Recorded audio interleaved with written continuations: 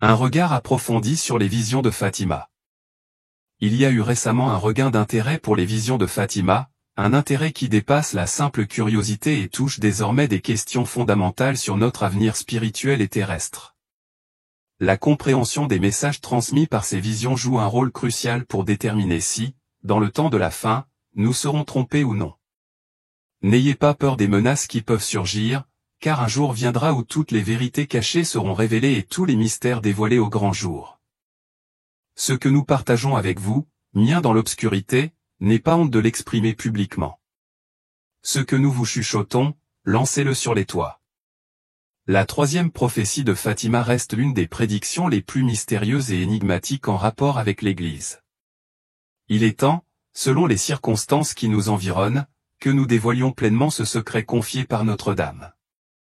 Pendant des décennies, les gardiens de ce secret ont soutenu qu'il n'était pas encore opportun de le rendre public. Ce n'est qu'en 2000 que le pape Jean-Paul II a ouvert l'enveloppe qui renfermait le contenu du troisième secret. Les révélations expliquées par le pape comprenaient des visions de l'enfer, des descriptions des 2 guerres mondiales, des persécutions subies par les chrétiens tout au long du XXe siècle, ainsi que la résurgence du communisme avec pour objectif de dominer le monde. Mais alors, quelle est la véracité des prophéties attribuées à Notre-Dame de Fatima? Pourquoi pense-t-on que l'année 2024 pourrait être celle où tout se réalisera? Un des secrets pourrait-il contenir des révélations cruciales sur l'état actuel du monde? Restez avec nous jusqu'à la fin de cette vidéo, car chaque aspect du troisième secret de Fatima est sur le point d'être dévoilé en détail. Une période de grâce divine. Nous vivons actuellement à une époque où le troisième secret de Fatima devient une réalité tangible. Pourquoi Dieu n'a-t-il pas encore puni le monde pour ses péchés au cours des 100 dernières années? La réponse semble résider dans la volonté divine, où Dieu, dans sa grande miséricorde, s'accorde au monde et à une période de grâce, une chance précieuse pour se repentir et se rapprocher de lui. Mais quand cette période divine prendra-t-elle fin?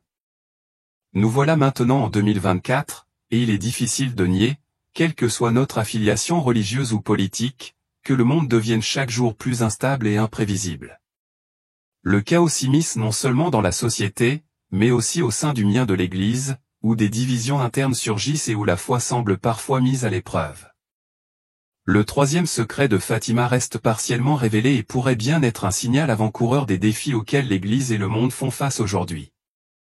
L'histoire des apparitions de Fatima est une odyssée de foi, de mystère et de miracles, qui continue d'inspirer et de guider des millions de croyants à travers le globe. Le message de pénitence et de paix. Le message de Notre-Dame de Fatima, centré sur la paix et la pénitence, résonne toujours dans notre époque. Il nous invite à réfléchir sur nos propres vies, à prier activement et à œuvrer pour une paix véritable et durable sur la terre. Notre engagement doit être fort et notre foi inébranlable, face aux dangers et aux tumultes qui nous entourent. Il y a 23 ans après les apparitions de Fatima, Lucia dos Santos, suivant les instructions de l'évêque local, fut chargée de rédiger les secrets transmis par Notre-Dame. Lucia a facilement écrit les 2 premiers secrets, mais a hésité pour le troisième. Ce n'est que par obéissance que Lucia écrivit finalement ce dernier secret et le scella dans une enveloppe qui ne fut ouverte que beaucoup plus tard, en 1960. À l'époque, on pensait que le monde serait alors mieux préparé à en comprendre le sens profond.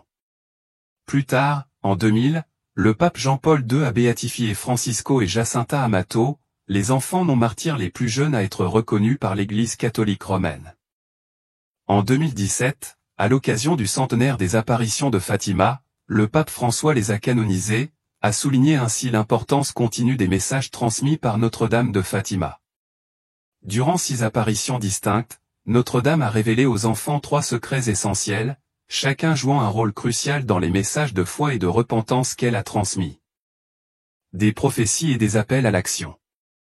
Le premier secret de Fatima est une vision terrifiante de l'enfer, où Lucia a vu la souffrance des sons perdus. Cette vision, bien qu'éphémère, a profondément marqué les enfants et renforcé leur engagement envers la promesse de Marie de conduire les faveurs vers le Christ pour éviter les souffrances éternelles.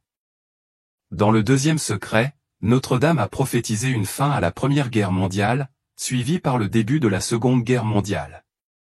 Cette prédiction se réalise avec la Seconde Guerre mondiale qui éclata en 1939, démontrant ainsi la précision des prophéties de Fatima.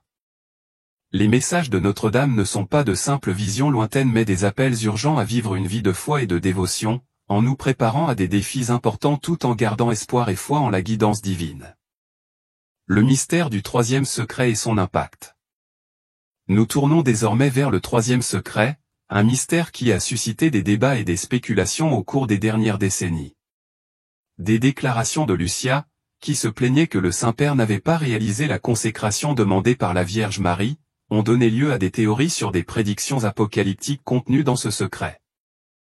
Les papes auraient alors préféré garder ces révélations secrètes pour éviter une panique inutile. Après l'attentat visant le pape Jean-Paul II, ce dernier s'est rapproché de Fatima, devenant bien surnommé le pape de Fatima. Il a effectué un pèlerinage sur les lieux des apparitions et a placé la balle qu'il avait blessée dans la couronne de l'image de Notre-Dame, un geste symbolique de gratitude pour sa protection maternelle.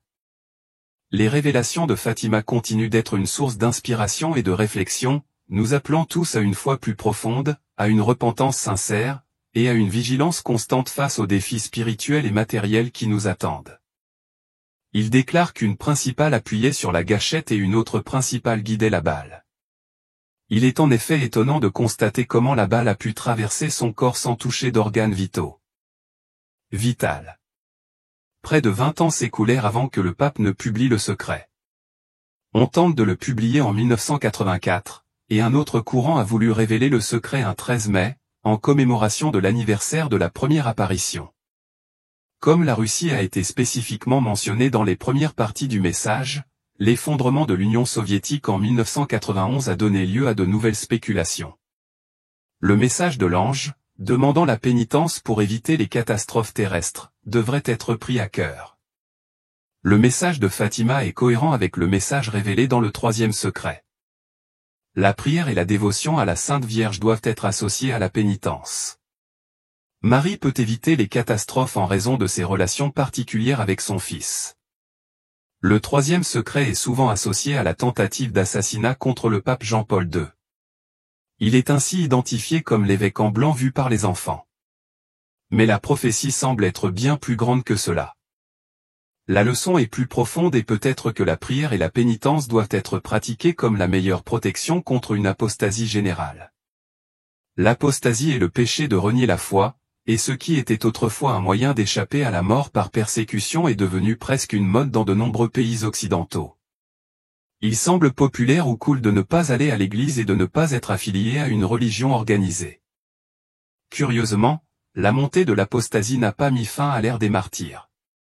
Le XXe siècle, au contraire, a été témoin d'une multiplication des martyrs tant parmi le clergé que parmi les laïcs. La Russie s'est révélée être un pays riche en martyrs et en persécutions contre le christianisme. L'exhortation de la Sainte Vierge à la prière et à la pénitence n'a pas été suffisamment écoutée, et elle n'a donc pas pu intervenir comme elle l'aurait souhaité. La conversion de la Russie fait encore défaut à Fatima. Marie a demandé au berger de prier pour le Saint-Père. Son message lui serait difficile, mais aussi source de consolation et de force. Ce qui est clair dans ce secret, c'est qu'il s'agit d'un appel à la prière pour les évêques et surtout pour le pape. L'Église du XXe et maintenant du XXIe siècle est une Église qui fait face à la persécution et qui a besoin de la protection de la prière et du manteau de Notre-Dame de Fatima. Priez pour nous. Le Vatican a révélé le troisième secret de Fatima le 26 juin 2000. À gauche de Notre-Dame, et un peu au-dessus, nous avons vu un ange avec une épée flamboyante dans la main gauche. En étincelant, elle lançait des flammes qui voulaient mettre le monde à feu, mais elle s'éteignait au contact de la splendeur que Notre-Dame irradiait vers lui, de sa main droite. En français, montrant la terre de la main droite, l'ange cria d'une voix forte. Pénitence, pénitence, pénitence. Nous avons vu, dans une immense lumière qui est Dieu, quelque chose de semblable à ce que les gens voient dans un miroir lorsqu'ils passent devant lui, un évêque vêtu de blanc. Nous avions l'impression que c'était le Saint-Père.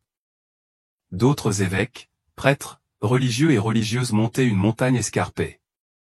Au sommet de cette montagne se trouvait une grande croix en bois brut, grossièrement écartée comme un tronc d'arbre, avec son écorce encore présente. Avant d'y arriver, le Saint-Père traverse une grande ville à moitié en ruine, tremblante, avec un pas hésitant, affligé de douleur et de tristesse. Il pria pour les 20 des cadavres qu'il rencontrait sur son chemin.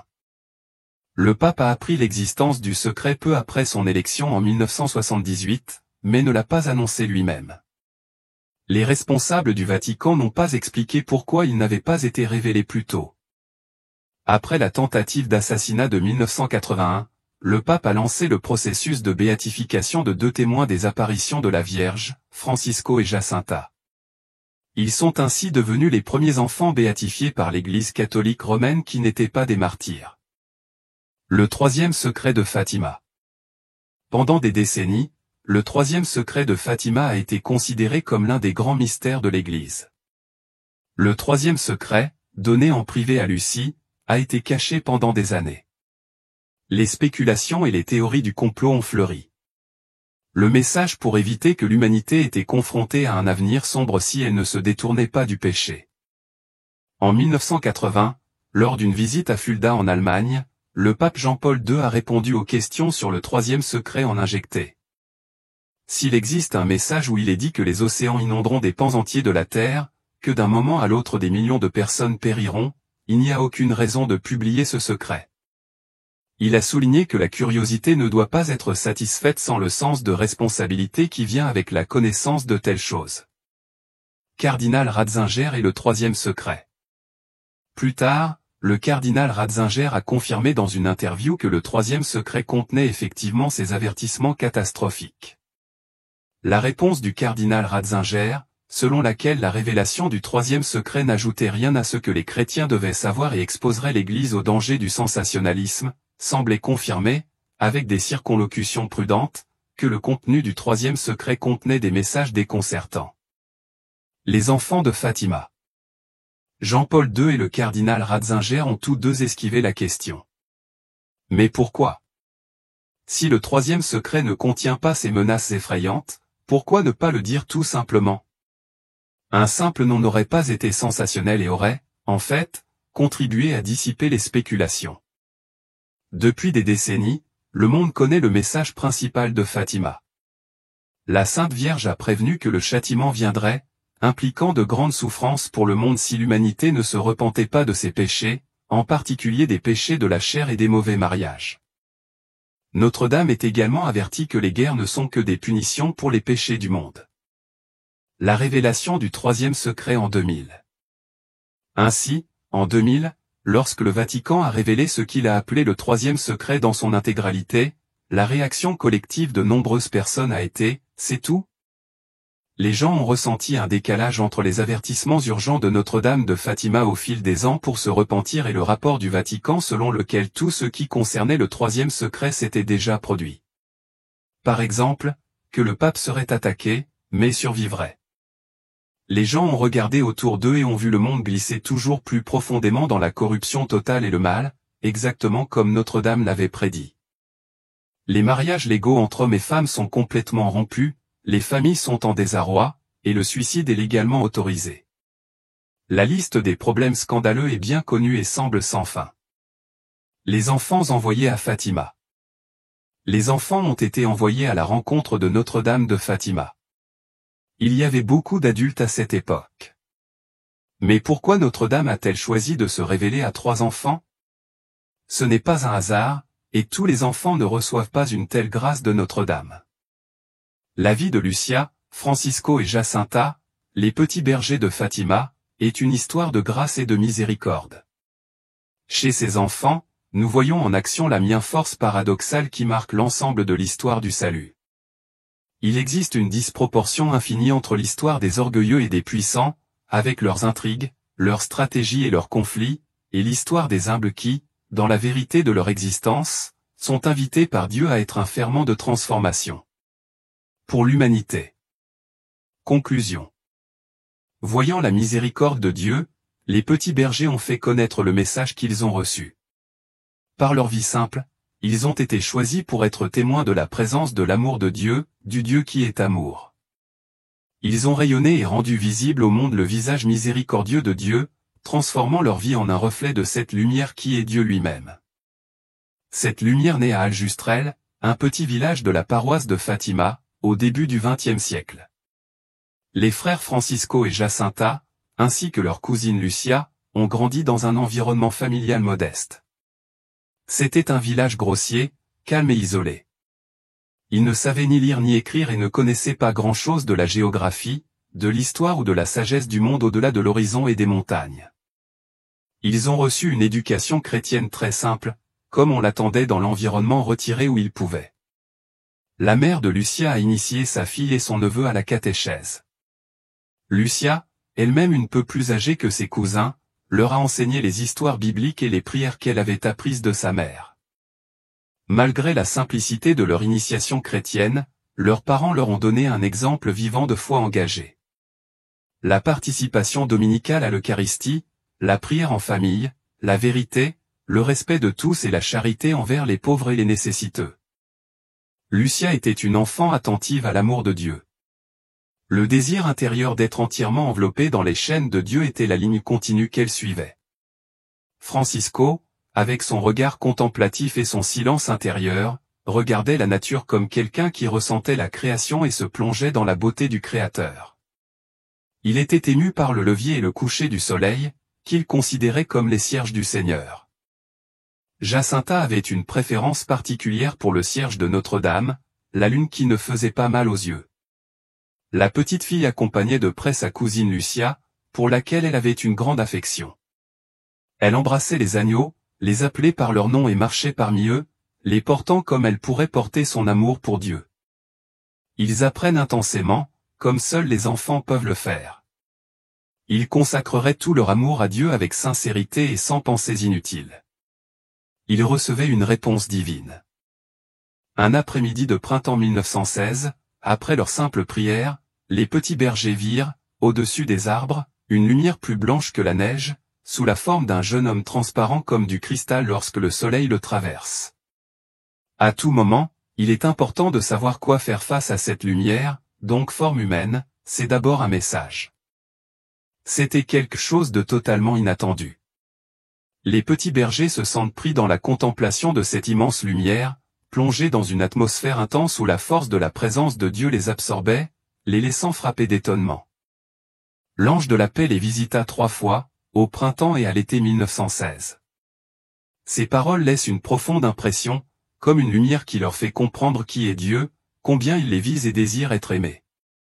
L'ange parla du cœur attentif de Dieu qui a un projet de miséricorde, invitant les enfants à adorer la très sainte Trinité et à s'associer au sacrifice du Christ pour la réconciliation de tous en Dieu.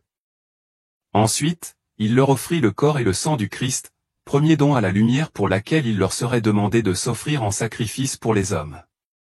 Cela en faveur de tous ceux qui ne vivent pas dans une attitude d'action de grâce. Dès lors, les petits bergers réussissent à se plonger dans ce culte de Dieu, avec un désir discret mais confiant et audacieux de faire de leur vie un don offert au Créateur en faveur des autres. Cela est devenu leur vocation. Lorsque la Vierge, plus brillante que le soleil, apparut le 13 mai 1917, elle entra dans la vie des 3 enfants. Pendant 6 mois, tous les 13 jours, la Vierge Marie renouvelait son invitation. Les 3 bergers devenaient ainsi de fidèles témoins du cœur de Dieu au milieu d'un monde souffrant.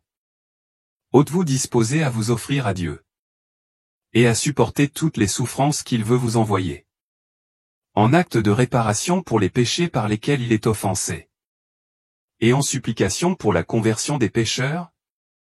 Dans une succession d'images dévoilées par la Vierge, les petits bergers comprennent que le cœur de Dieu est attentif à l'histoire humaine. Que le péché consiste en l'indifférence au cœur de Dieu, et que Dieu est miséricordieux. Dieu est toujours à la recherche de l'homme, empêtré dans ses drames et ses malheurs. Ceux qui embrassent la lumière du cœur de Dieu sont invités à participer, par la prière et le sacrifice, à son soin pour l'humanité. Dès leur première immersion dans cette lumière, Lucia, Francisco et Jacinta, encore en train de savourer la profondeur de leur expérience, décidèrent de ne raconter à personne ce qui leur était arrivé. Mais Jacinta, profondément émue par la beauté de la dame et remplie d'une joie irrépressible, ne met s'empêcher de partager. Elle fut la première annonciatrice de cette joie divine nouvelle que la dame communiquait, comme les disciples d'Émau, qui, en voyant le mystère pascal, ressentaient une brûlure dans leur cœur. Jacinta confessa à ses amis. J'avais quelque chose en moi qui ne me laissait pas me taire. La nouvelle des apparitions de la Dame du Rosaire se répandit rapidement. Le nombre des pèlerins qui se rendaient à la Cova d'Iria augmenta. Les enfants durent faire face à la souffrance des sceptiques et des opposants dès le début. Presque comme pour confirmer leur mission, la Dame leur assure qu'ils allaient devoir faire face à beaucoup de souffrances, comme c'était le cas pour les prophètes. La vocation des petits bergers exigeait l'acceptation de la souffrance comme partie intégrante de leur mission. Ils furent accusés de fraude et de cupidité par beaucoup, y compris par leur propre famille, à l'exception du père de Francisco et Jacinta, qui craignaient que les enfants ne propagent des mensonges à la maison et partout. Ils furent soumis à des visites constantes et à des interrogatoires incessants. Le plus grand procès eut lieu le 13 étant, lorsque les enfants furent surprenant pour la visite d'un administrateur municipal, un franc-maçon bien connu et libre penseur, après les avoir isolés à la maison et au presbytère, déterminé à connaître leurs secrets, il les trompa en prétendant les conduire à la Cova d'Iria. Mais il les arrêta dans une cellule avec d'autres prisonniers, sous la menace d'être frits dans l'huile d'olive. La réponse innocente de Francisco, irradiée de paix et de joie. Si nous nous tuent, c'est pareil. Nous ferons au paradis. La vie de ces enfants bergers s'ancrait et se mesurait au cœur de Dieu. Leur engagement envers la Dame plus brillant que le soleil était continuellement renouvelé par leur désir innocent d'approfondir leur amour pour Dieu. La présence de Dieu est devenue pour eux un lieu sacré. Comme Moïse devant le buisson ardent, leur intimité se transforme en un acte d'adoration devant la lumière de Dieu, une lumière qui brûlait sans se consommer. Cette flamme sacrée les fortifia. Elle les éveilla à la mission de prendre soin de ceux qui étaient esclaves du péché et de l'ingratitude. Devant les autres, ils étaient la présence de la lumière de Dieu. Devant Dieu, ils servaient de médiateurs pour tous. Leur vie est devenue une offrande constante de tout ce qu'ils étaient et faisaient, même si ce n'était que peu, pour l'amour de Dieu et en faveur des pécheurs. Francisco, Jacinta et Luya embrassèrent une vocation inséparablement contemplative, compatissante et évangélique. Chacun accomplissait sa vocation avec une approche unique. Francisco, sensible à la lumière de l'esprit, se sentait attiré à l'adoration et à la contemplation. La petite Jacinta, incarnant la joie, la pureté et la générosité de la foi, transforme les actes simples de sa jeune vie en un sacrifice agréable à Dieu, au nom de l'humanité. Lucie a accepté une mission d'évangéliser, en répondant à la bonne nouvelle de la miséricorde de Dieu et en répondant au désir de consacrer le monde au cœur immaculé de Marie. Elle est devenue le témoin qui s'obscurcit pour que la lumière de la miséricorde de Dieu brille continuellement, telle que révélée par le soleil, comme rappelé à Fatima. La vie de Francisco et Jacinta fut brève et simple. Elle fut vécue entièrement par amour et pour l'amour, un amour révélé dans la lumière accordée par la belle dame. À la fin de 1918, Francisco et Jacinta furent importés par une épidémie de bronchopneumonie. La dame leur avait assuré qu'ils seraient bientôt au paradis. Les enfants réécriture enrichie et détaillée. Il y a ceux qui ont compris que l'horreur était proche.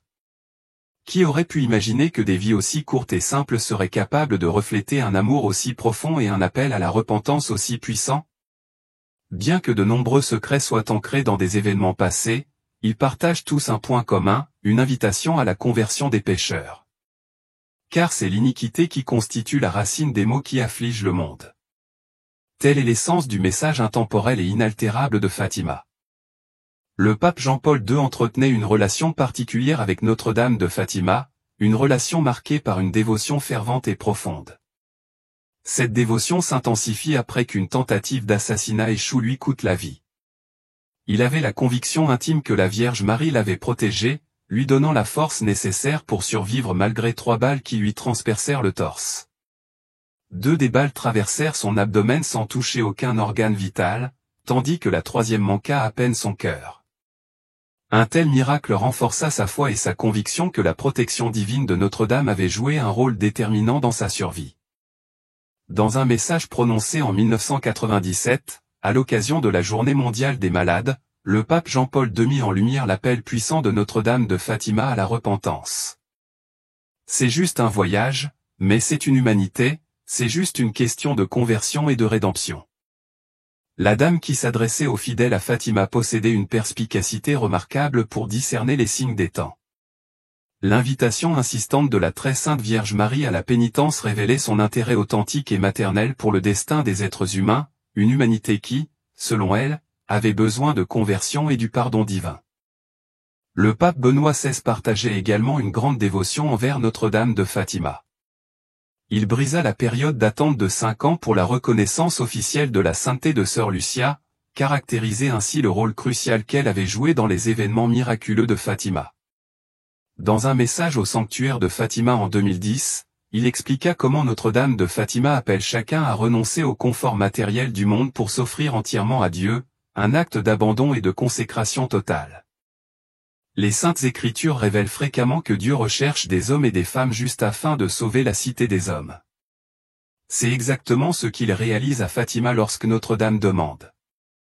Voulez-vous vous offrir à Dieu, endurer toutes les souffrances qu'il vous enverra dans un acte de réparation pour les péchés par lesquels il est offensé, et de supplication pour la conversion des pécheurs? À une époque où la famille humaine semblait prête à sacrifier tout ce qui était sacré sur l'autel des intérêts personnels, nationaux et idéologiques, notre Sainte Mère est lieu du ciel pour établir une présence divine et aimante sur terre.